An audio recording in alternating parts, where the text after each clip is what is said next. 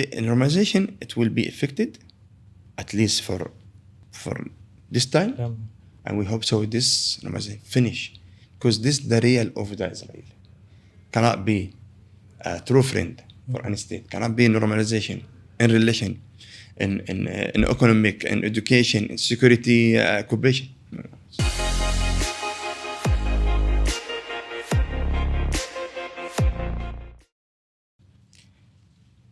Assalamu alaikum warahmatullahi wabarakatuh. Welcome to the IAIS Podcast, a podcast dedicated to Islamic international relations, global Muslim affairs, and relevant topics related to Islam and the world. My name is Wan Naim, Wan Mansur, and here with us today in our episode is Mr Badereddin Seyam, Chairman of the Palestinian Cultural Organization Malaysia, PCOM, who will talk with us about the latest developments in Palestine and Gaza. So, Mr. Badereddin, welcome to IAIS Malaysia. Maybe before we begin, can you introduce a little bit about yourself, your experience in Malaysia, and maybe a little bit about PCOM as well? Wa alaikum salam wa rahmatullahi wa barakatuh. Thanks for having me here. Thanks for IAIS. My name is Badereddin Seyam. From Palestine, Gaza. I've been here 2015 to did my master. Right now I'm doing my PhD in international relations and political science. At the same time, I'm chairman of Palestinian Cultural Organization Malaysia. It's called PCOM. Our main and core efforts in Malaysia to keep the rise awareness among the Malaysian people about the Palestinian cause in all levels, in governments and political party, NGO, and as well as among the individual and people of the Malaysian country. So that's 8 years already, right, in Malaysia? Yeah, I've been here 2 times, 5 and like this, 5 and around 2 years. It's called around 7 years. I back to Gaza 2 years, then I come back early this year. So have you get a chance to learn Malay a little bit? Inshallah, saya mahu bercakap bahasa Melayu. Inshallah Rabbil Alamin. Inshallah, we can learn and speak Bahasa Malayu as well. Yes. Thank you very much for that brief introduction. So I think our topic today is very quite serious. It's a topic that has been the attention of global communities for all around the world. It's as we are recording this podcast, we are actually witnessing the 9th day or maybe the 10th day of the Operation Al-Aqsa Flood, or in the Arabic term, Al-Aqsa, which is a large-scale campaign by Hamas against Israel that has been described by many as most unprecedented and has surprised and humiliated the Israeli intelligence. So, Mr. Badereddin, in your opinion, how is this operation different from previous Hamas attacks on Israel, and what are the main goals and intentions behind this operation? First of all, let me pray for our the mercy for our shuhada and speed recovery for our wounded, and we ask Allah to relieve the suffering of our people in Palestine, especially in Gaza. Well, when talking about the Al-Aqsa Flood, it's completely different than others. For many points. Actually, it's a new level in the conflict between the Palestinian people and the occupation forces and the occupation government. I mean, the occupation entity. It's we can say it's a primitive operation because many things we can say it's attacks to the military sites Israeli military sites near to Gaza border, which blocked and sieged Gaza for many years, for long times. The other things, when you're talking about comprehensive military operation for our resistance, utilizing all the means and tools in this operation, all the available compact units of the resistance, including the new tools and means, such as like cyber warfare and political and military deception. And the other things we can add here, the Palestinian resistance previous operation, it was like to defend the Palestinian people in Gaza from the military and occupation invasion Gaza. But at the same time, for a long time, it was preparing for Tufan Al-Aqsa. Other things, when we're looking for the outcomes of Tufan Al-Aqsa, it's totally different. We're talking now as a occupation government recognized that you're talking about 1,300 soldiers was killed in this operation. It's the largest number was killing between the Palestinian resistance and the Israeli occupation since the Israeli creation in 1948. And as well as we talking about the capture soldier. It's never ever been before. This much? Talks. No one knows exactly, but the estimated are above 200 soldier was captured right now in Gaza. All of this was make and caused the shockwaves in the military forces and the occupation forces and the occupation government. What exactly happened when the Palestinian resistance and when the resistance Al-Qassam in Gaza was reached for this level? Yes. So it was totally failure, intelligence and military field near to boarding. Yes. What exactly happened? That's why all of these points we mentioned that to show what exactly Tufan Al-Aqsa is different and what exactly it will be after 7 October in Gaza and in Palestinian issue. Now we're talking about the thing changing in Middle East, not only in Palestine. Looking what happened, look at the reaction of the US. Yes.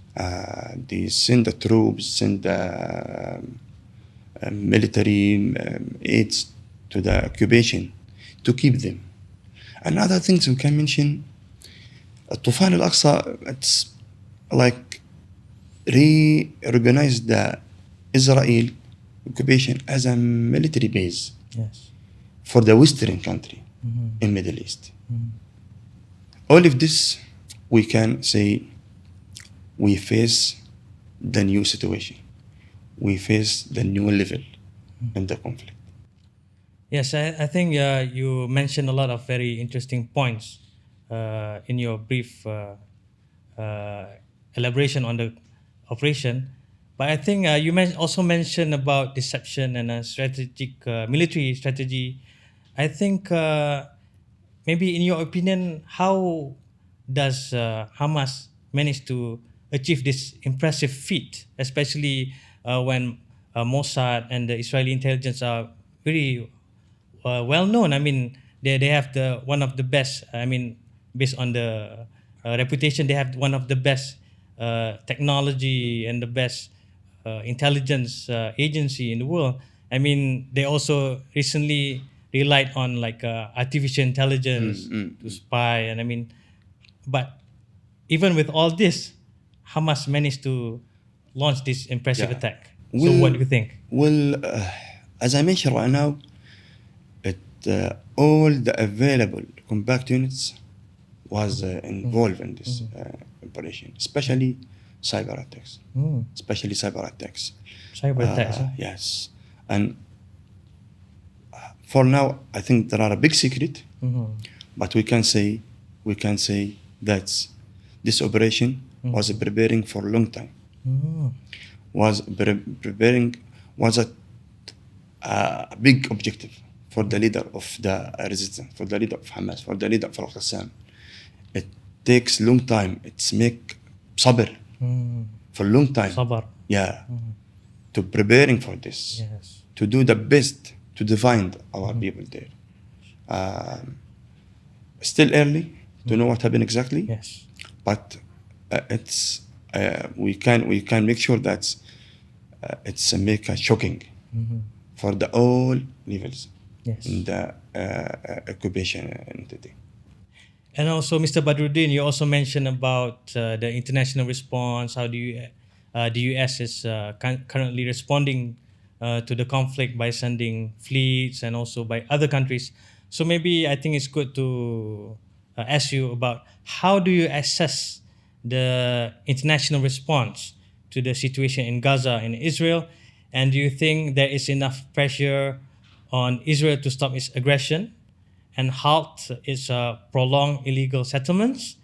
And what role can regional and global actors play in resolving the conflicts? But we as of now, we know that the Israeli forces are currently gathering in the north part of Gaza for an imminent ground invasion. But maybe in the short term and as well as in the long term, what do you think the international pressure against Israel and the international responses so far?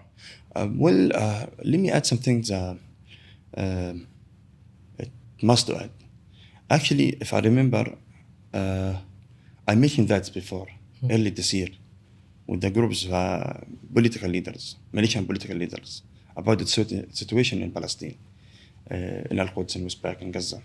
I mentioned that openly and seriously. We're facing the Netanyahu government, Netanyahu Ben Gavir's military government. They completely need to implementing the conflict resolution. That's mean ending the cause by complete the control of Al-Quds and making an escalation the settlement in West Bank and make a West Bank like a new Nakba and destroyed everything in Gaza. It was a plan. Nowadays they got the green light from the US to do that. Escalation the settlement in West Bank, and they're looking to make the forced displacement in Gaza and genocides, like what happened right now in Gaza. It was a planning, but nowadays they implementing it. I mentioned that before. It's this policy continuous. The explosion will coming. As a Palestinian people, we have no choices. Only define ourselves. Yes. We have no choices. Only defined by any means, by any tools, by any support. Okay, we take long time preparation to find Al-Aqsa, but actually this the only solution we have. Yes. Looking, the Netanyahu Ben Gavir, what they doing and have done in West Bank. They're killing the people. They're storming the our village there. They're killing our youth there. Looking this creation the Al-Masjid Al-Aqsa Yard. They're storming Al-Masjid Al-Aqsa Yard. Even the people, our people inside, occupation entities inside Israel, it's called the Palestinian 48. They also they affect them and they push them to the hole. Yeah. So, and they make a very bad behavior with our person and the Israeli Peninsula. So, we have no solution. I mentioned that before. So, when it's coming to the international response, we have to see, clearly the green light. Yes. From the US, from the Western country, UK and others, to the Israeli occupation. They give them, for example, looking for the finance aid and military aid and all the level of military aid, intelligence and information and we're talking about some troops. We have no information not yet, but U.S. troops and NATO troops. We don't know exactly, but looking. So we have. I think there are no, pressure enough Not pressure enough. on Israel. That's why they continuous Yes. the massacres in Gaza. Well, how about the hypocrisy by the international community? Sometimes what is often highlighted is the attack by Hamas, but not the previous decades that has been happening, the colonial settlement, and also the continuous desecration of Al-Aqsa. And can we say that one of the primary triggers for that, and you also mentioned just now, the people in the West Bank has been impressed, have been suppressed, and violence happening in Al-Aqsa many times. So can you say that the Al-Aqsa plays a major or maybe a vital role in the operation? Yeah, exactly. As chief commands Al-Daif, the leader of Al-Qassam, mentioned that in his speech in the first day in the Tufan Al-Aqsa operation. It's for Al-Aqsa. We have no choices. Israeli coming to destroy everything. Yes. To end the Palestinian cause. So we have to keep Al-Masjid Al-Aqsa. We have to do our best and a duty to keep Al-Masjid Al-Aqsa and our people and our prisoner. As well as in Gaza. Gaza, okay, is a liberated land, but it's under the Israeli control, totally control. Israel and the other power, international power control. So it's for Al-Aqsa. It's about Al-Aqsa. It's about the duty of the people under occupation to do the best to face the occupier. That's the major things, the core of things. It's not between operation between two sides and war between two sides. No. Yes. We are under occupation since more than 100. It's officially 75 years, but we are under the aggression and the zulum more than 100 years 100 years. by the Western countries, especially UK and US. US and UK, they created Israel in our land. Yes. They steal our land, they kill our people, and the Nakba. And right now, after the 75 years, they're looking to make a new Nakba. So we're looking for our people in Gaza. They say openly and clearly, we'll never ever move from here and leave Gaza. So we stand here, we support the resistance, we support Al-Qassam and Palestinian factions, we support in his duty, in his action toward the Israeli sides, military side near to Gaza boarding, in Tufan Al-Aqsa. So we'll stay in our land, we'll keep our masjid, we'll do our best. That's why we're looking for the real reaction from the Muslim and Arabic leader and the free world to pressure Yes. the Western country and the international community to push the Israel to stop the aggression and deadly attack and the massacres and the forced displacement in Gaza. Yes. We have to stop them today before tomorrow. The failing in the operation to face our mujahideen and our free fighters, then move to killing the honest people. Destroy the building and the houses, masjid, hospital, everything in Gaza over the people. Once the people inside the house, Even the attacks doctors and hospitals. everything. Right now we listen every day, every moment. Yes. Families, whole families was killing, Yes. was destroyed by the Israeli aircraft and attacks. We have to commend the Israeli crimes, only Israeli crime. About this situation, about the occupation. It's the long occupation in the world, and the last one. As a Palestinian people, we are the only people under the occupation. Where is the international community? When the international justice, when the world just? So when's the leader? We have to show as the Western country. show the support, military support, finance support. We talks about $8 billion in the first day to the Israel. In additional to military aid. So I think as a Muslim Ummah, we are in the historical moments. We are in the critical times and real dangerous.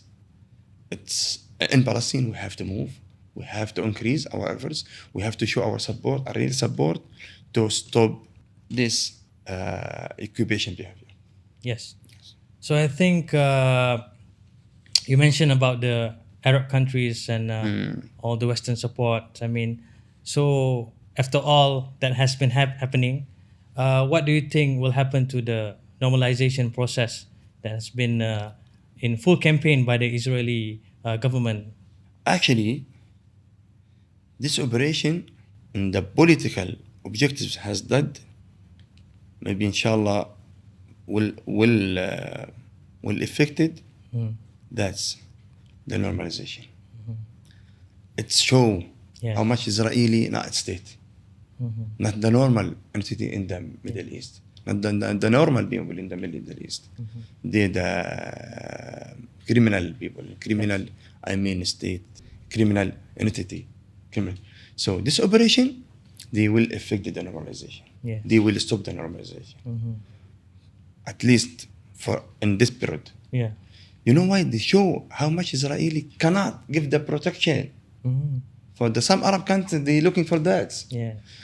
Some of reasons the normalization, they realize by some countries, we need the protection, we need the military aid, we need economic improving.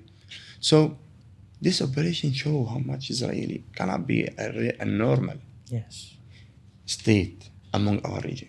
It's totally different. It didn't belong to our area, to our civilization, to our geographics and maps. So firstly, it will be affected the normalization and stop the wave among the Arab and Muslim countries. Yes. And it's the operation. It show how much Israel need to the external support by US and by UK. So how much some entity need to the production to continue? Yes. How much? How can this entity give the protection for the other? The normalization, it will be affected, at least for this time, and we hope so. This normalization finish, because this is the real of the Israel. Cannot be a true friend for any state. Cannot be normalization in relation, in economic, in education, in security, cooperation. No, totally cannot. It's the Zalim entity. Yes. It's the military base for the Western country in our land, to dividing our people, dividing our ummah, dividing our countries. Yes. Yeah, and we talk about unity among the Muslim countries and the Muslim ummah, and maybe the global community in general in regards to this very controversial conflict. But how about within Gaza or within the Palestinian people? How do you view the role of other Palestinian factions aside from Hamas, such as the Islamic Jihad or maybe Fatah, in the current conflict? Do you think there is a unified Palestinian leadership or strategy in this latest operation? Honestly, our Palestinian factions and our people is united about the concept of resistance, about the idea of resistance, about Al-Aqsa. Seriously, in Tufan Al-Aqsa, all of them support and take a part in Tufan Al-Aqsa. After the Al-Qassam launched this operation, all of our people, all the factions, all the military wings of our Palestinian faction supported. So all the people, all the Palestinian people, even in West Bank, support the resistance, except only one organization, one people and one, how can I say, the Palestinian Authority and Mahmoud Abbas. Unfortunately, they didn't believe in our rights in resistance. They didn't believe in our rights in life. They didn't believe in our rights to face this occupation. he couldn't organize the zulm, the aggression of the Israeli occupation on our people. He's still continuous in the security cooperation on the Israeli military and Israeli security devices. So, actually, our problem only with one person. Fatah, Hamas, Jihad Islami, all the factions, all the Palestinian, even the BLO, factions. Are all united. Yeah, all united in this operation and before. And they united and believe in our rights to resistance and believe in the resistance. Looking for what happened in solidarity in Gaza, in West Bank, in Dasabora, by our people to show the solidarity, to show the proud of our resistance in Gaza. Unfortunately, only I expect only this man. Yesterday night, he mentioned something. He make press release. It's really, really bad. Not accepted from our people. He totally support the Israel and totally support the Israelite in the life in our land. So, unfortunately, this is the only problem. We hope so. After the Operation Al-Aqsa, the political situation, the political maybe system and regime in Palestine got changing and fixing and reform to support our rights, to face gathering and to gather this zulm, this occupation and its alliance like a US and UK and Western country. We hope so, inshallah. So reform, restructure for a more efficient resistance, inshallah. Inshallah. So maybe we'll head for our 5-minute break.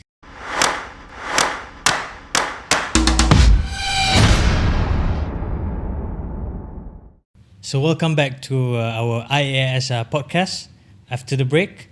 So here with us today we have Mr Badereddin Seyam from PCOM, and in the first half we talk about many things, but the primary point is the implications of the Tufan Al-Aqsa or the Al-Aqsa Flood and how it impacts the normalization process and also the response by the global community on the issue.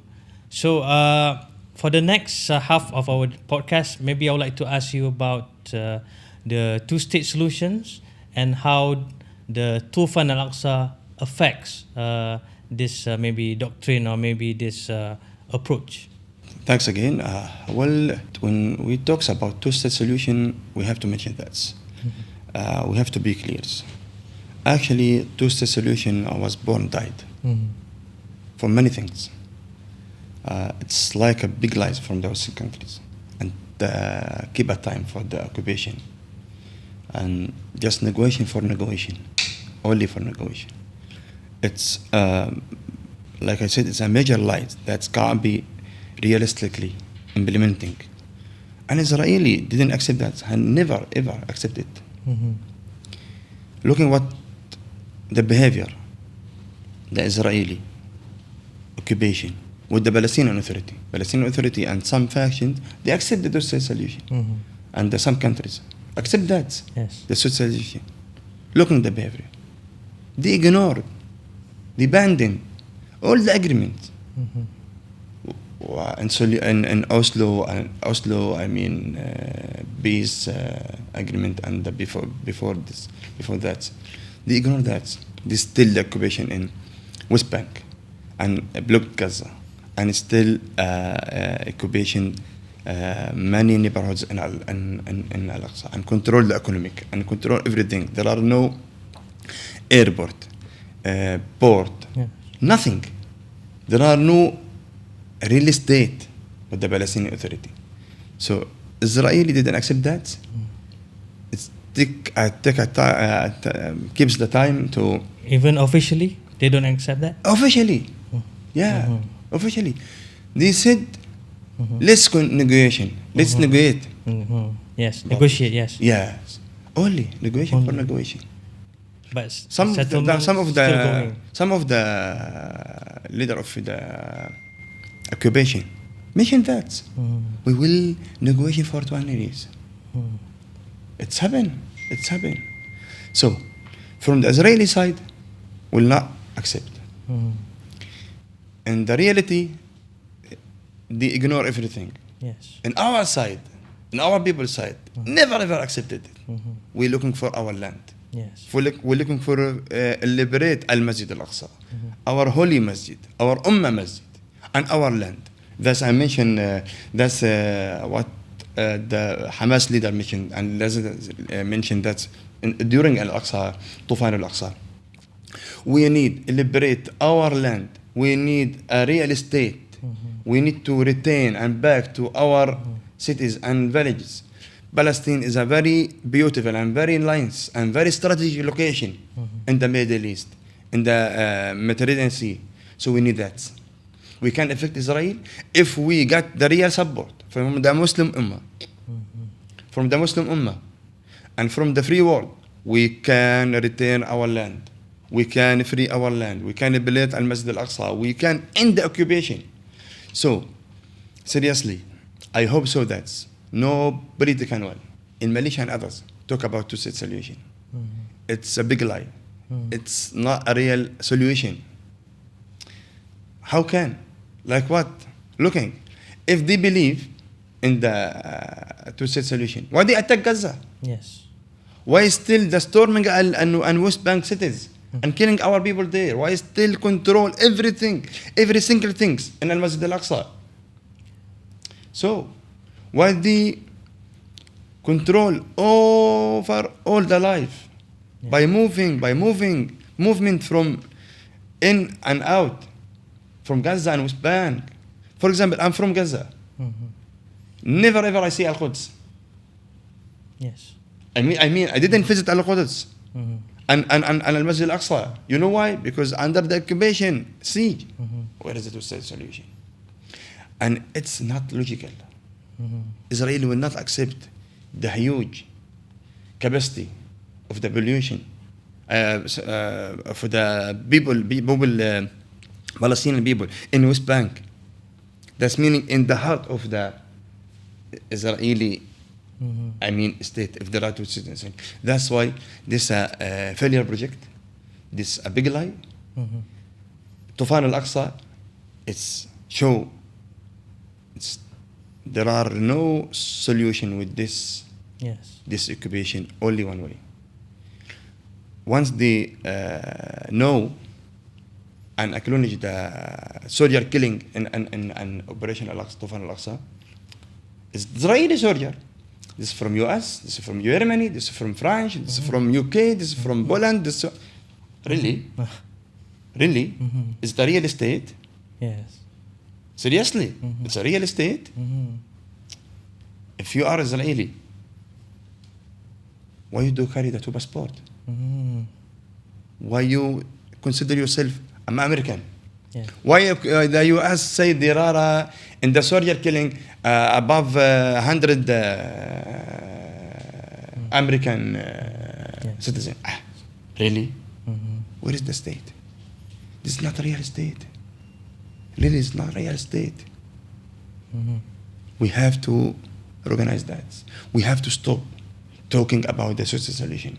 No, it's apartheid regime. It's occupation regime. It's the occupation regime got support from the Western to occupy our land and control our land and dividing the Arab and Muslim Ummah and control Al-Masjid Al-Aqsa. That's it. Yes, I think so far the two-state solution has not been very beneficial to the Palestinians. In fact, it is quite the opposite. It has been very detrimental, and even on the Israeli side, they maybe has been using it as a justification, maybe a false justification, abuse this notion to complete the occupation. To complete the over all the land. Yes. And also you mentioned about getting the real support from Muslim countries. Maybe for our audience here, maybe can you explain a little bit about what do you mean by real and what do you mean by I mean, at least the current support by the Muslim countries, and how can they improve that, as well as maybe if we can go a little bit back to Malaysia. I mean, what do you hope from Malaysia to support the Palestinian cause? Well, actually, we are in historical moments.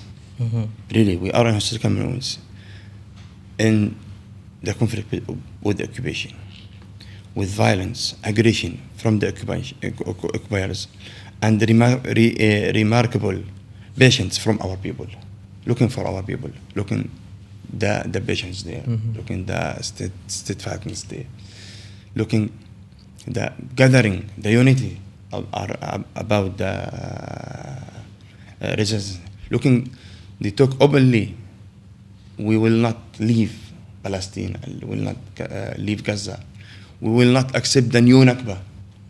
So we are in a historical moment. That's meaning should be there are historical support and solidarity from all the levels, from the Muslim and Arab leaders, from peoples, from NGOs, and all levels, by all means.